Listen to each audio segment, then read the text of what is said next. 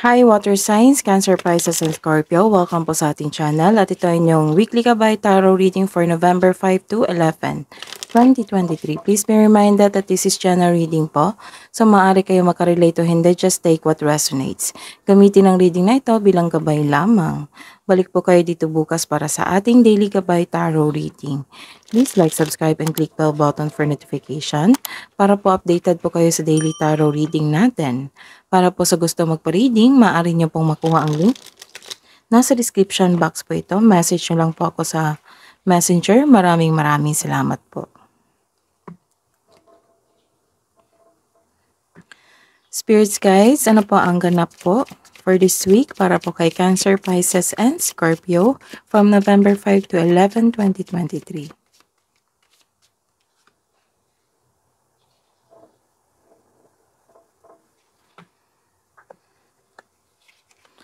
Sa araw na ito, makaka-receive kayo ng mail from courthouse or di kaya bumisita kayo na sa inyong attorney or sa barangay. Or some of you nagharap sa courthouse ngayong araw na ito, ngayong week na ito.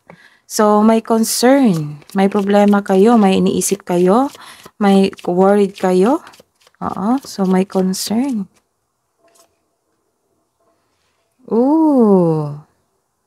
Ingatan ang inyong kalusugan.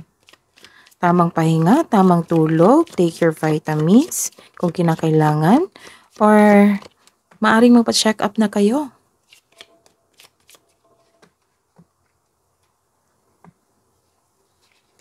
Spirits guys, ano po yung message po para po kay Cancer, Pisces, and Scorpio? So don't worry kasi magkakaroon ng miracle. Angel of Miracles, open your heart and expect a miracle. Wow, puro angels. Ang ganda. Angels of Miracles, open your heart and expect a miracle. And this is Archangel Gabriel, messenger of creativity and hope.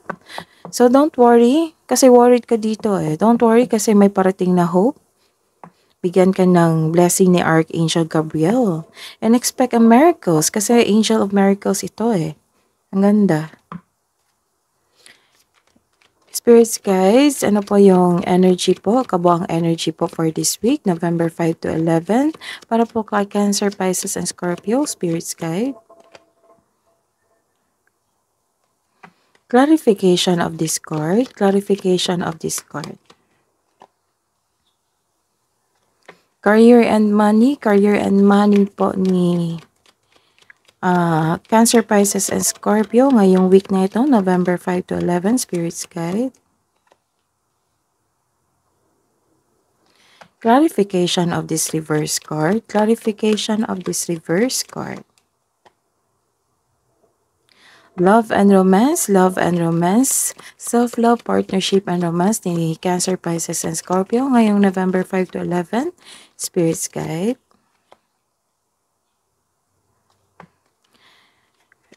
Clarification of this reverse card, clarification of this reverse card, Spirits Guide. Sa araw na ito, nagkaroon ng balanse sa isang bagay, balanse sa isang pera. Nagkaroon din ng stability dito. Kasi masaya kayo ngayon buhat sa paglilibang. This card reminds you na magkaroon ka ng balanse sa inyong schedule, panahon sa sarili at sa pamilya. Ang ilan po sa atin, wala ng time sa sarili kasi buhos ang oras natin sa trabaho o sa kaka-travel. Ilan sa inyo nagdadalawang isip? Nagdalawang isip ka sa desisyon mo if you're going to travel, enough ba yung money mo? This is a reverse card, nag-i-impatience po kayo. Mag-ingat sa scam investment, nagdesisyon po kayo na hindi pang matagalan, naging impatient ka at naging frustrated ka na makuha agad ang gusto mo. This is a reverse card, you're not happy, you are confused, nagkaroon ng failure dito, hindi ka masaya, hindi okay ang health mo ngayon or relasyon mo sa pamilya o sa inyong, hindi okay ang relasyon mo sa inyong katrabaho or sa inyong trabaho ngayon. May delay dito sa travel plans pero makakahanap ka rin, May delay dito sa travel plans pero makahanap ka pa rin ng paraan para ma-enjoy mo ang moment mo ngayon. So, ina-enjoy mo yung moment mo ngayon habang inaantay yung delay. May inaantay ka na pera, na tao, naging mainipin ka. Ayun. So, this is good kasi makakahanap ka ng paraan para ma-enjoy mo ang moment ngayon para hindi kayo magkaroon ng stagnation. So, gusto mo palang mag-travel. Ay, nakita ko dito na gusto mo na mag-travel, pero nag-iisip ka kung sapat ba yung pera mo. Kaya pala may concern dito. Maaaring ilan sa inyo na wala ng trabaho o nalampasan ng opportunity na makapagbago sana sa inyong buhay. Madalas ito nangyari dahil sa hindi pag-iingat sa kaperahan, hindi pag-ingat sa paggasta o pag-ingat sa tao. This is a reverse card sa buhay pag-ibig sa inyong sarili, sa buhay pag-ibig. Nagkaroon ng disharmony, hindi pagkakaisa ng inyong family, kasamahan sa bahay, or sa inyong partner. Nagkaroon din dito ng break up or cool off. May iniisip kayo ngayon, May iniisip kayo ngayon tungkol sa isang tao na na-waste ang time mo sa kanya. Like nag-invest ka ng effort and time, akala mo soulmate na siya, pero hindi pala. Marahil nakita mo ng red flag nito, kaya mas mabuti nakita mo ng maaga kaysa maging kayo, magkaroon ka ng konsumisyon. Oo. So, this is a blessing also kasi nakita mo na agad yung red flag niya. Ilan din sa inyo na may tampuhan sa mga marelasyon or sa inyong mga kasamaan sa bahay, ilan sa inyo may tampuhan o separasyon na magaganap?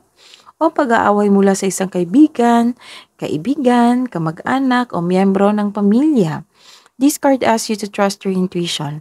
Mayroong sekreto na hindi mo pa alam. Marahil kaya ka nagkaroon ng alinlangan dahil ito sa inyong intuition. This is a reverse card also, nagkaroon ng isang delay. So, delay dito, delay din dito. Nagkaroon ng delay, naging mainipin ka, nagkaroon ng failure. Lumabas din dito na may natanggap kayong opportunity pero hindi nyo tinanggap dahil sa meron kayong dahilan. This is also means kaya pala naging malungkot kayo dito. So this is also means nagkaroon ng delay sa matagal mong inaantay. This card also means may pinupush kayo na situation na hindi naman dapat kasi hindi ito nakatadhana sa iyo. Uncomfortable ka sa changes. Remember, this is only temporary. Hidden truth. Anong iniisip mo? Anong iniisip niya? Para po sa mga single, you speak to me through music. And you don't know how hard it was to let you go. Sa mga may relasyon, I am grateful for the spiritual lessons. And I feel you even though we are apart. Love advice po para sa mga single.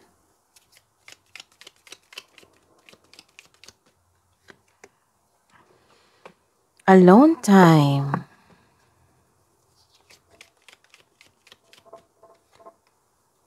Take time to your pets. Take time to spend time to the animals. Love advice po para sa mga may relasyon, sa couple, sa mag-asawa. Like the yin-yang symbol, twin flames contain an aspect of each other's character within themselves. True love. True love comes when you least expect it. Kabuang advice niyo po, spirits guys, para po kay Cancer, Pisces, and Scorpio sa week na ito, ngayong November 5 to 11, 2023.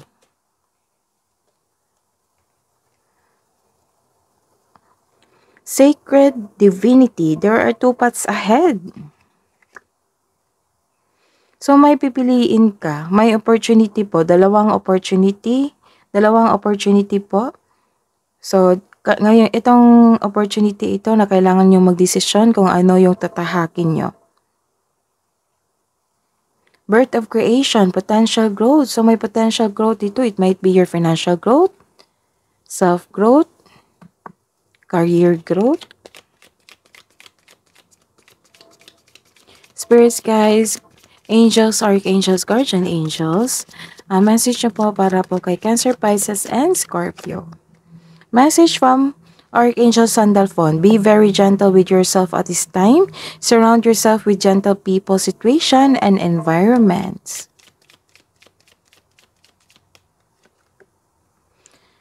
and sensitivity.